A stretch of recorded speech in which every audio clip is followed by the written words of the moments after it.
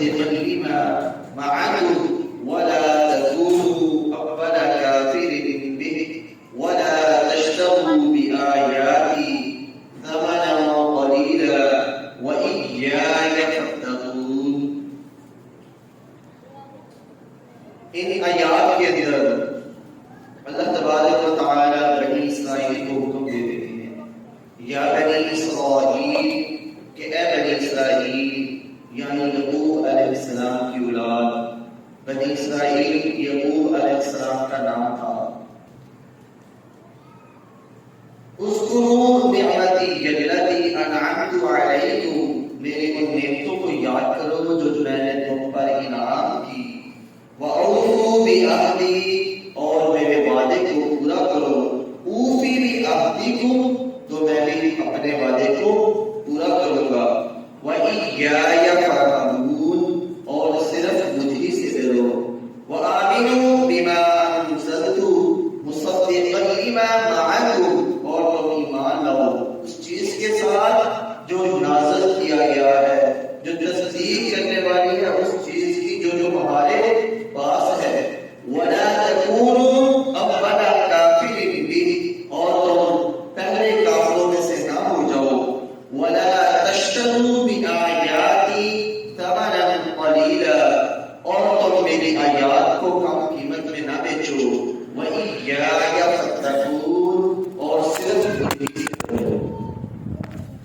یہاں پر پہلے میں سمجھایا گیا ہے کہ تم ایک پیغمبر کی اولاد میں سے ہو، اور تمہارے ہاتھوں میں جو کتاب موجود ہے قرآن کریم اس کی تصدیق کا گواہ ہے.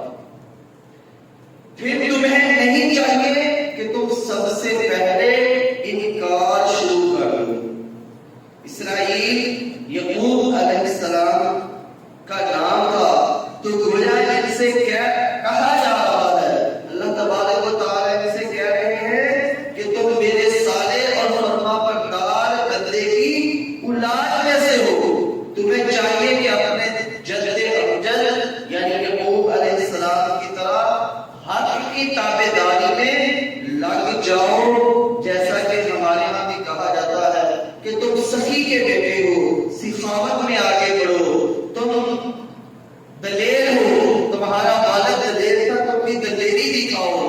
تمہارا والد عالم ہے، تم بھی اپنے علم کے اندر مہارت پیدا کرو. ایسے ہی جو بھی انسان کے والدین ہوتے ہیں اسی کی طرح انسان کو ابھارا جاتا ہے کہ تم فلاں کی اولاد ہو، اپنے اندر یہ کمال پیدا کرو. اور یہ کمال خاندانی بھی ہوتا ہے کہ جو پہلوان کا بیٹا ہے اس کا بیٹا آٹومیٹکلی پہلوان ہوتا ہے، اور جو سخی ہوتا ہے اس کے بیٹے کے دل کے اندر اللہ تبارک و تعالی نے سخاوت کو پہلے ہی بسا دیا ہوتا ہے، وہ سخاوت کرنے والا ہوتا ہے. ایسے ہی جو صاحب علم کا بیٹا ہو اللہ تبارک و تعالی اسے بھی علم عطا فرما دیتے ہیں. اسی طرح اللہ تبارک و تعالی نے ایک اور جگہ پر ارشاد فرمایا ذریۃ من حملنا مع نوح انہ کان عبدا شکورا، یعنی ہمارے شکر گزار بندے حضرت نوح علیہ السلام جنہیں ہم نے ایک عالمگیر طوفان سے بچایا، یہ ان کی اولاد ہے. کہ یعنی نیک بندے کی اولاد ہے تو یہ بھی آگے نیکی والا کام کریں گے. ایک حدیث کے اندر آتا ہے کہ آپ صلی اللہ علیہ وسلم نے یہودیوں کی ایک جماعت سے دریافت کیا، ان سے پوچھا کہ کیا تم نہیں جانتے کہ یعقوب علیہ السلام کا نام اسرائیل تھا؟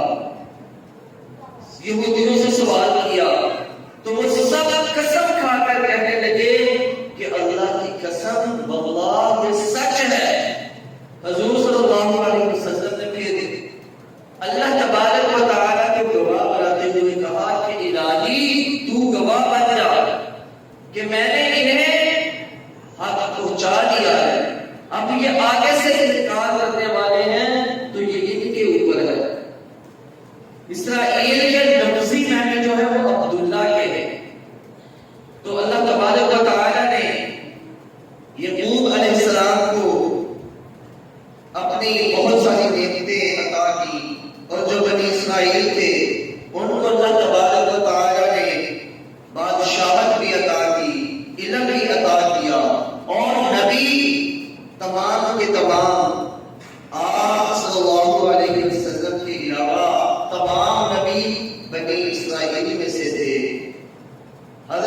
اسحاق علیہ السلام کے بیٹے یعقوب علیہ السلام کی نسل میں سے تھے.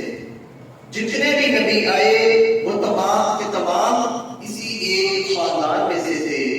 تو اللہ تبارک و تعالیٰ نے ایک وعدہ دیا تھا تمام انسانیت سے کہ جب میرا پیغمبر حضرت محمد مصطفیٰ صلی اللہ علیہ وسلم تمہارے پاس آ جائے، میرا قرآن کو لے کے آ جائے، تو تمہیں اس کی پیروی کرنی ہے، اتباع کرنی ہے.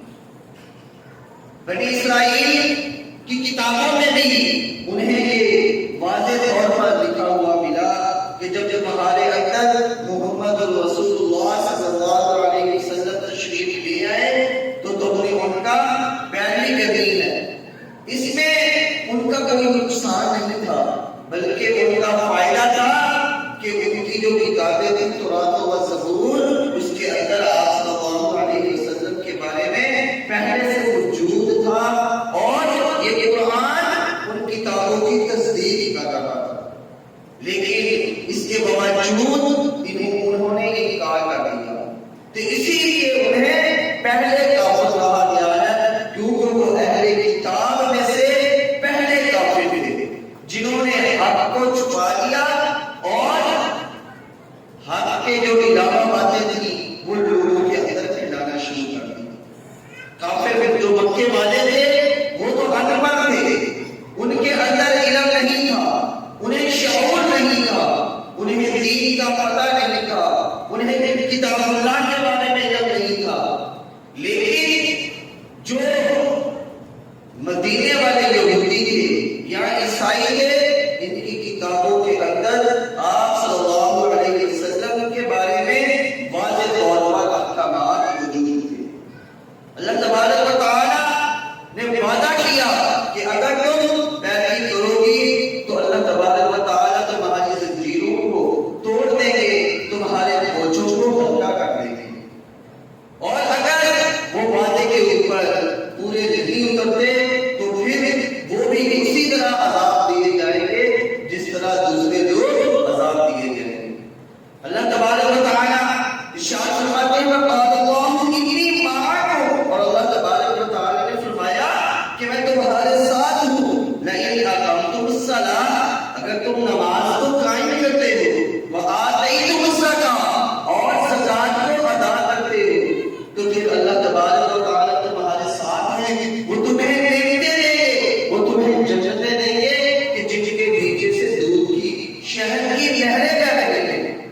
تو اس لیے انہیں چاہیے تھا کہ وہ آپ صلی اللہ علیہ وسلم کی پیروی کرتے، آپ کے احکامات کے اوپر چلتے اور آپ کی پیروی کر کے اپنی کامیابی حاصل کرتے. حضرت سعید خدری رضی اللہ تعالی عنہ جو یہاں پر بیان ہوا وَلَا تَشْتَرُوا بِآيَاتِي ثَمَنًا قَلِيلًا، کہ میری آیات کو کم قیمت میں نہ بدلو، نہ بیچو میری آیات کو تھوڑی قیمت میں.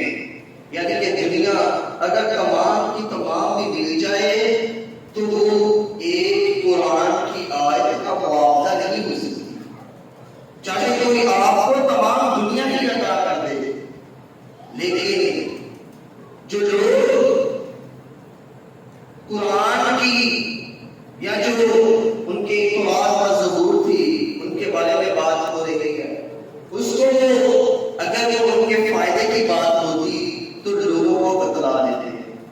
لیکن اگر وہی بات ہوتی کہ اس کتاب کے اندر یہ لکھا ہوا ہوتا کہ محمد صلی اللہ علیہ وسلم آئیں گے، اس کی پیروی کرو، تو اس بات کو وہ چھپا لیتے تھے، لوگوں کے اندر ظاہر نہیں کرتے تھے. تو اسی لیے اللہ تبارک و تعالیٰ نے انہیں بتلایا ہے کہ تم میری آیتوں کو کم قیمت میں نہ بیچو. حضرت ابو سعید